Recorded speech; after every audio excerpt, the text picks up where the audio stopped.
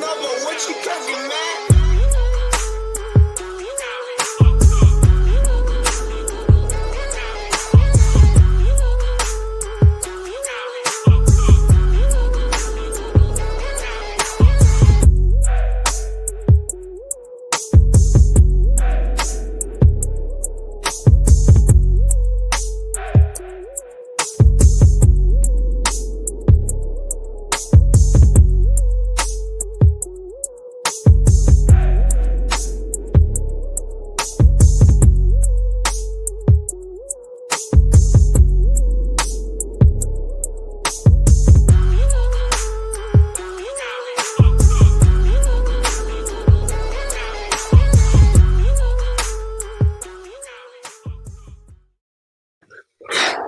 What's up, everybody? Good morning. Trey Griggs here. Michael Lombard, Nick Klingensmith, Pedro, Peterson. What's up, fellas? I forgot to tell you right off the bat, we got a special guest joining us today. So say hi to Benny. Oh, we got to highlight Benny. Look at this. And he's going to Look at talk this about the guy. importance of staying mobile so your hips, work when you get older. Look at that fella. I think my dog wants to be out here with us, but he's inside the RV doing whatever. What's up, guys? How's everybody doing? Good morning, gentlemen. Good to be here. How we doing? You know what? I'm doing good. It's 4 a.m. here in Oregon. We're still up. We're after it because the show must go on, as they say. I'm staring at a 70-foot flag in the United States, feeling just motivated as all get out this morning. Are you at a car dealership? No. I'm actually at an RV park in Coburg, Oregon, just north of Eugene, Oregon. Premier RV Resorts. Right across the street is the Camping World with a 70-foot flag. And man, it's beautiful. Staring at that thing this morning, which is great. There's nothing better. There is nothing better. And the wind is down, so it's just kind of just relaxing right now. And it's unbelievable how big it is. The thing's huge. So having a good time. Pedro, what's up, brother? How are you? Man, I'm fantastic, bro. Dude, came off a killer weekend down in Houston, hanging with everyone at the trucking show, and got back yesterday. Man, thought I may have an easy Monday, but that didn't happen. But it was a great start to the week, man. I made some money, got some things done. Stayed up entirely too late last night, but like you said, Trey, I'm here. The show must go on. Well, you're looking good. You got the Iron Mind shirt on, brought to us by our Yeah, friends brother. Chain. Yeah. Baby. That's right. That's a good looking shirt right there. So I wear this today. I wear this in the morning when I go with you guys, when I walk with you guys, and then I go to the gym this afternoon and I wear it again. And it's extra stinky, so that way it keeps people away from me at the gym. See, I think ahead. Well, dude, they pick up the scent and they just know that you get after it. That's what it is. They're like, oh man, wait, that guy, that's greatness over there. I gotta stay away. I gotta wait till I get to that level before I approach him and come within his bubble. That's right, Nick. Nick, you got it. That's what I meant to say right there. I got Dude, you. check this out, man. We got our boy Coleman Ruffin in Denver getting after it on the grind. Love to hear that, man. Good to see you, my friend. Always good to see Coleman pop into the notes. Fellas, hey, it is officially, let me just check my watch again. It is officially summer. We're 3 days into the official summer. As of June 21st, the summer solstice is upon us. And how's the summer going for everybody? What have you guys been doing? I live in Florida, bro. It doesn't matter. Oh, you've been in summer for a while. Yeah. It's 97 degrees of, as Michael Lombard calls it, oppressive humidity. Well, actually, probably all three of you have kind of been in summer for a while. Yeah, man. The weather has been electric. I mean, wasn't on deck with you guys last week because I came off a race and my dog was in the hospital. About it, bro. Talked about it. But man, I'll tell you, summer couldn't have started off. Well, besides my dog's getting better every day, so I'm not really sweating that much anymore. It was pretty scary at first, but summer couldn't have started off better with that canoe race, I'll tell you. So this summer really, I'm going into this summer a different guy than I went into spring, let alone the guy I came into last summer. So it's I'm ready for it. Oh, we talked about your canoe race last week, dude. That was epic. We talked about that on the show. And look at this. The sun is up in Texas already. I Oh mean, yeah, it's great. sun's coming up. Yeah, the only thing I want to say, if you guys are talking about it, the only thing really wanted to say in regards to that show, and I talked about it with Pedro at the Texas Trucking Show, was I mean, like that was a race that I didn't have. I don't want to say I ignored it, but like I didn't like I had no anxiety going into it. Like when people kept asking me what I was doing that weekend, I wouldn't even tell people. I'd be like, yeah, I'm actually going on a little vacation. I'd be like, yeah, I'm taking some time off. I'll be back and I'll talk to you. And then it came up, and I don't know if that helped or hurt, but either way, what that race means and stands for at this point was it's just there's no excuses anymore when it comes to, especially when it comes to problems within the industry, because that race was the hardest thing I've ever done. And it's the hardest thing I've ever done because I don't canoe. So I don't like it's something I don't do. Like I went for one training run once that was 30 miles, like a month and a half before the race. And then the last time I was in a canoe before that was probably 2003, like during Boy Scout camp. So I don't do the activity that I had to do. It was the world's toughest canoe race as it is. And then not only that, I was on a team. So it was a team of four, and one of the guys on the team is a very good friend of mine, but the other two guys I barely knew. And so navigating now a team game in something I don't even do, and we managed, and again, and I want to bring this up because it's very important. There's nothing in that race you can plan for. You could not plan. You can't plan checkpoint to checkpoint. You can't plan out the next 20 miles, let alone the next 10. As much as you want to plan for how you're going to take on like the next checkpoint or Right. what time you want to be at, you can't do it because something will get in the way. Something is You don't going know to what's change coming it. up. Yeah. You don't know what's happening, and so there's no excuses. There's no like I feel limitless after doing this race. Like things may be hard, challenging, difficult, but this is just another testament to where if I can even now work as a team, and then the same thing for the other individuals, like if we can all work together on something that we could not plan for, something none of us even really do, then we got this. We could do anything. Yeah, canoe races especially, man, you don't know what's coming around the corner. You got to stay sharp and focused the whole time. That's a grueling, daunting task. What's up, Jessica? Jessica, joining us in the comments. Good morning. What are you up to this morning? Yeah, Nick. I was going to ask, did you, when you talked about going into the race, sort of not necessarily ignoring it, did you also, would it be fair to say you kind of went in without expectations? Except for it to be hard, like, because you didn't know what to expect? Yeah, I mean, basically, you're asking if I didn't have any expectations.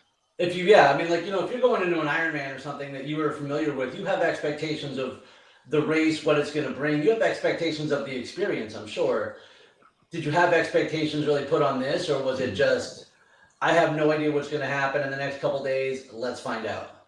Yeah, the mentality was virtually, I don't know what's going to happen. I don't know what this race is like. There's so much information that was given to us by this woman who's like, she's kind of like a coach. She's like very, very famous on that river, this woman, Erin. And like, we got as much information as we could and watched YouTube videos, but it's like, there's nothing you can do until you just get out there and do it. So it's like I went in there with that mentality of like the preparations are done. It's time. We got everything. It's time to go. Total adventure, man. That's crazy. It's like being an explorer, man. You don't know what's around the corner. Just keep going. Figure stuff out. Love to hear that. Well, hey, guess what the high temperature was in Eugene, Oregon on Saturday, 3 days ago? Guess what it was? 69 degrees. Well, yeah, that's a little much, Nick. A little crazy. It was actually, I don't know. It was snowing in Montana, so. Yeah, it's true. It was 60 degrees for the high temperature on Saturday here in Eugene, Oregon, and rainy. So it felt more like 55 or 50. And then, today the high temperature is going to be 82. So that's how it is out here in Oregon. But it's beautiful. No humidity. It's the perfect weather. Oregon is one of the climates where in the winter, summer, it's pretty good overall. It's never crazy, but that was actually a cold down Saturday. We had to set up for the wedding in the rain. It was an outdoor wedding. So we set it up hoping that it would dry out. And of course it did.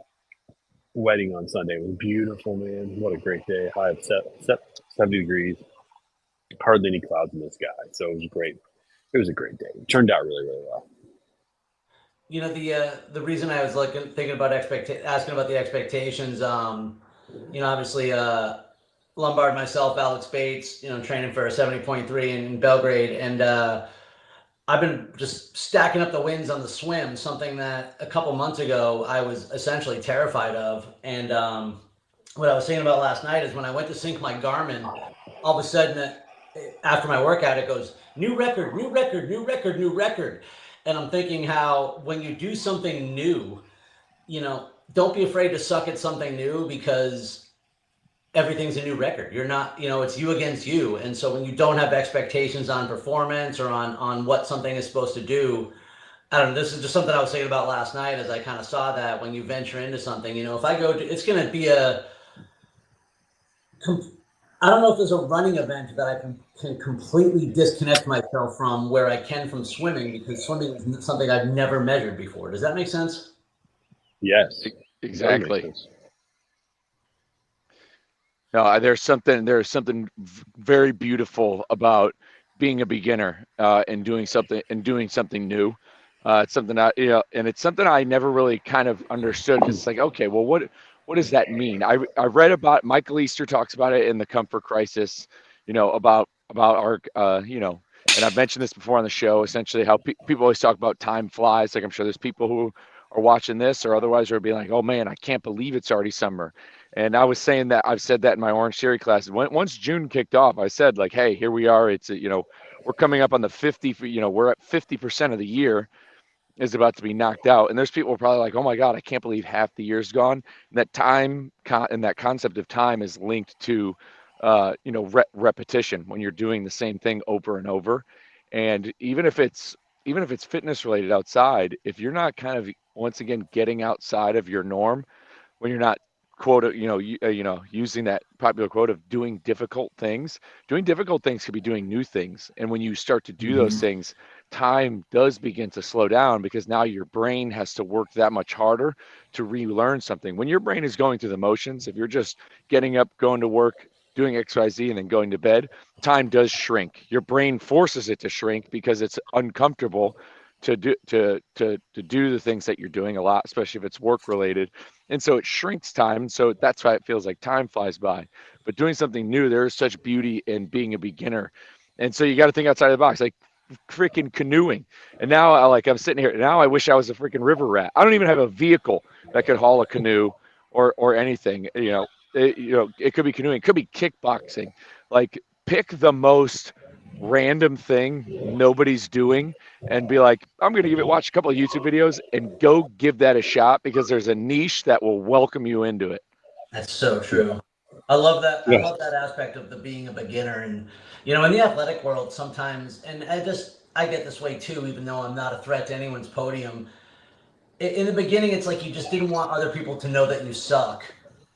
And you realize that nobody cares. If they do care, they want to encourage you, and that most people are like you, and that it's not you, unless you are competing for that top spot, it's just you against you, no matter how you slice it. And so learn something new.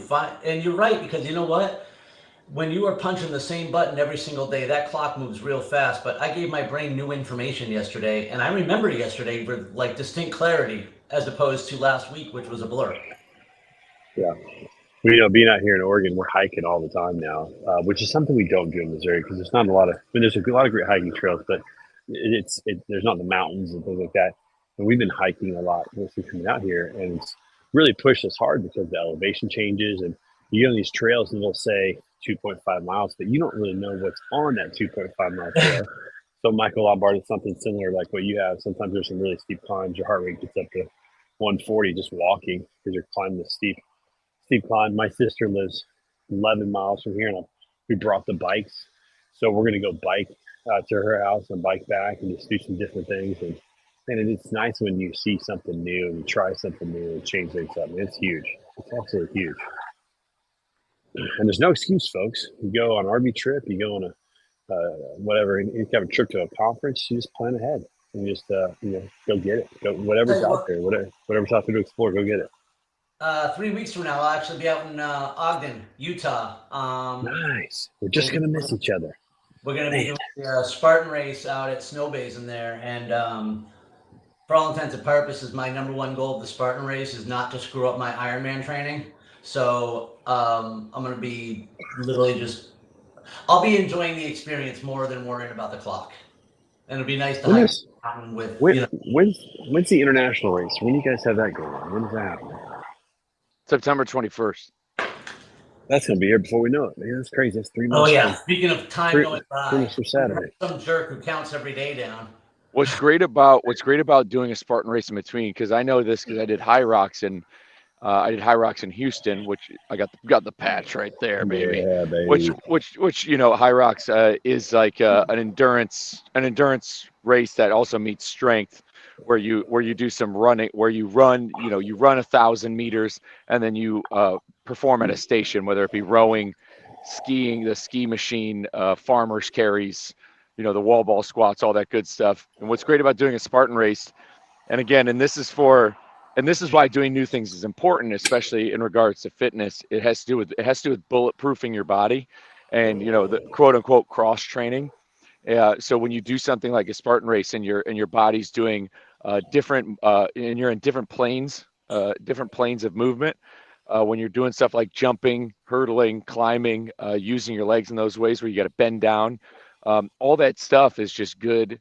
It's great ways to bulletproof your knees, your glutes, all the things that's lack. Because when it comes to triathlon, running and cycling especially are forward movements. You're just moving forward, and so you don't get a lot of lateral movements.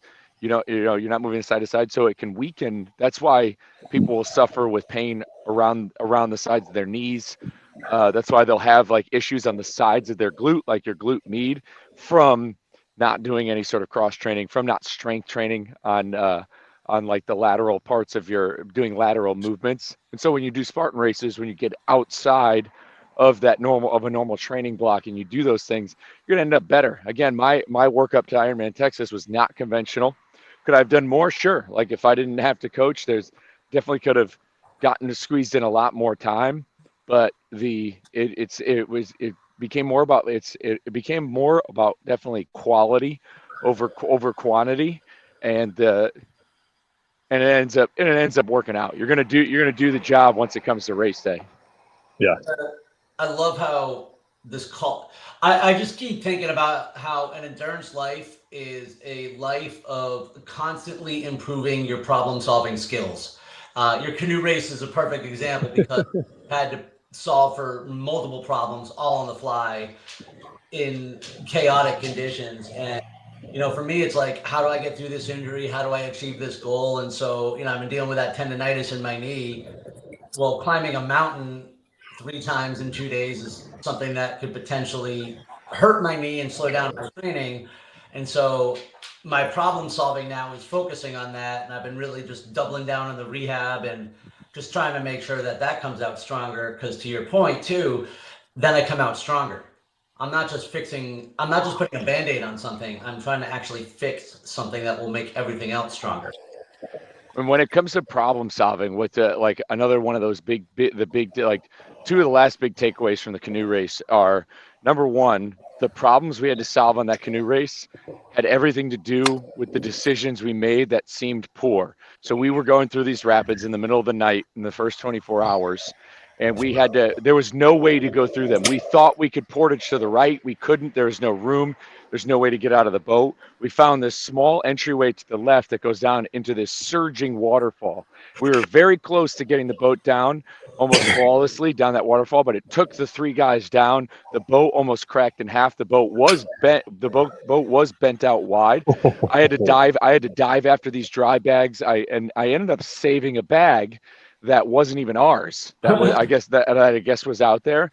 When we got back moving, we found the boat whose bag that belonged to. They were tapping out at the next checkpoint. They had lost all of their paddles, including a spare. They only had one. It was 3 of them, and their boat was too damaged. It was taking on water. It was their bag. They had extra patches in it They had patches to fix damages, to fix holes on our boat that we didn't have. If we didn't have those patches, because they gave it to us, they're like, we're tapping. You can have our batteries and our patches. So Wow. what seemingly was a bad decision, we pull like which was going to the left instead of trying to maybe go down those rapids on the right, ended up being what saved us. And then number two, the second biggest takeaway, because I don't want to take up everybody's time, Man, this is is fascinating. Keep going. I know I'm we interested. yeah we see these videos, you see these reels on Instagram, like of Goggins and motivational quotes, and Goggins gives this speech, I believe, to a VFW where he talks about how if the mind wants something, the body will adapt. And you always hear those things, and you're like, okay, that makes sense. So, like, you're right. Like, if you just grit through it, if you really want it, like you'll go through it. But I felt it in real time, where during this race, my right arm felt like my grip on my right hand felt weak from like kind of like tennis elbow or golfer's elbow, something that I've had before where you have to wear a strap on your forearm for a couple of days for it to go away. So I have tennis elbow, and it just went away. And then the same thing with my lats, like felt like my lat was just going to like pull or seize or something, like where it was just too tight, where I was always having to like stretch. It just goes away. It like all these little things eventually just would go away, and I was still working, still paddling, and they just would seemingly go away. And I don't have these pains now, like, so it's not like they went away and they came back stronger. It literally just the body adapted to exactly what the mind wanted, which was to finish. That's it. It was to finish. It had nothing to do with a certain performance. The body came right with it. Where normally, like, if you're outside of, like, if it was real life, if we weren't on that river, like, my mind is now thinking of, oh, how can I just get this pain away? It's not focusing on the task at hand. It's focusing on the pain at hand. And so when your mind is fixated on something, the body does truly adapt. And I saw that in so many ways, in more ways than one, on that river. Love that. Hey, good morning, Jeff Dickinson. Jessica says Eugene is a beautiful area. Yes, it is. And look at this, what Pedro's showing us here. Check this out, fellas. Nice little sunrise here. Look at this on the path. That's beautiful. Can't beat a Texas sunrise or sunset. Oh, yeah. Before I joined you guys this morning, I was out back with my dog, and I'm probably going to post his picture later because the sun was rising and he's whatever, just looked good. But it made me think about 11 years ago, 10 years ago even, what my mornings were like before work. And it would involve getting up with the last possible alarm, taking a hurried walk with my dog, a quick shower, making a cup of coffee on the way. I don't even know if I was doing protein shakes then. I wouldn't be living my morning. It would literally just be running out the door, and then I wouldn't get to enjoy the things like time with your dog. And so I don't know, that just hit me this morning because I've never loved how I make money enough that it gets me up before the sun. But having this endurance life and then fitness activities that I have to prioritize early in the morning do get me up to enjoy those things. Does that make sense? I feel like because of endurance. Yeah, it's because of the added priorities and the discomfort that I added to my life by waking up early in order to do that has actually granted me with serenity in my life. That's the beauty of what endurance does. I mean, it's why I get it. Some people are into bodybuilding. Some people are into different forms of fitness, which require their own level of endurance as well. Like, I think if you're bodybuilding, you have to be ready for the grind of what that nutrition discipline is going to look like for several weeks. And so there's definitely a mental endurance to it, of being able to be consistently good every single day with how you're dialing your nutrition to get your physique exactly where you want it. But like, when it comes to endurance in general, again, we are on the top of the food chain for a reason, and it has everything to do with endurance. Like, humans are endurance athletes by nature, and we've obviously in the past, at least since World War II, we have kind of strayed from having our daily lives to include endurance, of having to walk places, do tasks outside. And so, and is correlation causation? I don't know. I'm not riffing here on the fact that, you know, when you dive into the world of endurance or doing harder things along the endurance game, is, I mean, there's just this satisfaction and this mental clarity and these mental checkpoints that your mind then works to where even the simplest things, like you just said, spending time with your dog in the morning, is now something you're feeling grateful for. Whereas before endurance, you were just doing everything you could to get out of the door as quick as you can so you can go to. So I could go somewhere else to be uncomfortable. Exactly.